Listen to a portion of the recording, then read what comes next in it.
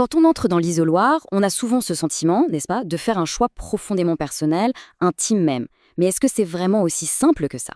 Est-ce que cette décision est un acte purement individuel ou alors est-ce qu'elle est le résultat de forces sociales bien plus profondes? C'est vraiment le cœur de la question qu'on va explorer ensemble. Voilà la question, un peu provocatrice, qu'on se pose aujourd'hui. On va essayer de décortiquer ce qui se cache derrière ce geste, un des plus fondamentaux de la démocratie.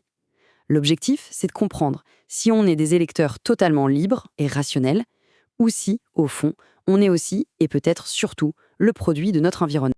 Alors, commençons par la première grande théorie, celle qui nous imagine comme des acteurs très logiques qui pèsent le pour et le contre avant de glisser leur bulletin dans l'urne. L'idée de l'électeur rationnel, au fond, elle est assez simple. C'est un peu comme si on était des consommateurs sur un marché politique. On évalue les programmes, on analyse les propositions et on choisit le candidat qui va servir au mieux nos propres intérêts, qu'ils soient économiques, fiscaux ou autres. Ce concept, il a été très popularisé par un économiste, Anthony Downs. Pour lui, voter, c'est vraiment une décision délibérée. On compare les bénéfices qu'on espère d'une victoire de notre candidat au coût que ça représente, le temps qu'il faut pour s'informer, pour aller jusqu'au bureau de vote, bref, un pur calcul individuel. Mais bon, cette vision de l'électeur parfaitement rationnel, on sent bien qu'elle a ses limites. Alors passons à l'autre face de la pièce. On va parler de ces influences plus discrètes mais très puissantes qui façonnent nos choix bien avant même qu'on pense à la politique. Et c'est là qu'entre en jeu ce que les sociologues appellent les variables lourdes. Derrière ce terme un peu technique, il y a une idée forte. Ce sont des caractéristiques sociales qui, statistiquement, permettent de prédire les tendances de vote avec une fiabilité assez étonnante. Notre choix n'est donc peut-être pas aussi libre qu'on le pense. Pour ça, il y a un exemple historique qui est absolument fascinant. C'est celui d'André Seyfried, en 1913.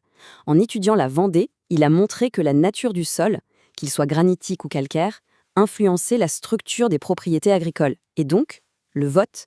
C'est incroyable, la géologie elle-même avait un impact politique. Aujourd'hui, bien sûr, ces variables lourdes sont bien connues. Le niveau d'études, l'âge, le fait d'être propriétaire ou locataire, la religion, le métier qu'on exerce, tous ces éléments, eh bien, ils dessinent des tendances électorales très nettes. En fait, personne ne part d'une page blanche au moment de voter. Prenons un exemple très concret. Le statut professionnel. Les études le montrent de manière systématique. Les salariés du secteur public ont une tendance plus forte à voter à gauche, tandis que ceux du secteur privé penchent, en général, davantage à droite. Notre place dans l'économie influence donc directement notre bulletin de vote. Parlons maintenant de celles et ceux qui ne votent pas.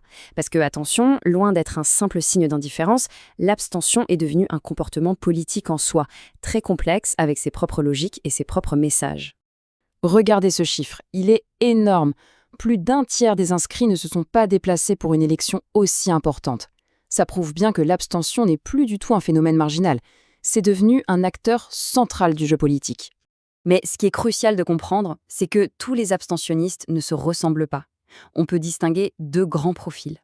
D'un côté, il y a l'abstention dite hors jeu, des personnes souvent plus précaires, qui se sentent exclues du système. Et de l'autre, on a l'abstention dans le jeu. Là, ce sont des citoyens informés, politisés, qui utilisent l'abstention comme une arme, comme un refus délibéré de l'offre politique proposée. Alors, on arrive à une sorte de contradiction. Si les variables sociales sont si puissantes, comment on explique que les élections soient de plus en plus incertaines? La raison, c'est qu'un nouveau phénomène a pris énormément d'ampleur, l'instabilité des choix. Cette instabilité, on l'appelle la volatilité électorale. C'est tout simplement le fait de ne plus être fidèle à un parti. On peut voter pour un camp à la présidentielle et pour un autre aux législatives, ou bien voter une fois et puis s'abstenir la suivante. Les cartes sont constamment rebattues. Il y a plusieurs raisons qui expliquent cette nouvelle donne. Les grandes familles politiques traditionnelles se sont affaiblies, c'est un fait. Les gens s'identifient beaucoup moins à un parti. Et puis le clivage classique gauche-droite semble moins clair, moins pertinent pour beaucoup de monde.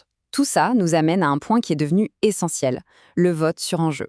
Ça, c'est vraiment une tendance de fond. L'électeur moderne est de moins en moins loyal à une étiquette de parti. Il va plutôt faire son choix en fonction d'un thème précis qu'il juge prioritaire à un moment T. Le pouvoir d'achat, l'écologie, la sécurité. L'électeur redevient stratège en quelque sorte. Alors au final, quel est le portrait de l'électeur moderne? Est-ce que c'est un calculateur purement rationnel ou est-ce que c'est le simple produit de son milieu? Eh bien comme souvent, la vérité se trouve quelque part entre les deux. Le portrait qui se dessine aujourd'hui, c'est celui d'un individu dont les grandes orientations sont toujours fortement influencées par son identité sociale, son histoire, son milieu. Mais à l'intérieur de ce cadre, il exerce une liberté de choix de plus en plus grande. Il réagit aux enjeux du moment, aux candidats, au contexte. C'est un mélange subtil de déterminisme et de libre arbitre. Et donc, la question reste complètement ouverte. Avec l'affaiblissement des repères traditionnels et la montée de l'individualisme, quel facteur va l'emporter à l'avenir? L'héritage social ou la réaction à l'instant présent? C'est sans doute là tout l'enjeu pour la démocratie de demain.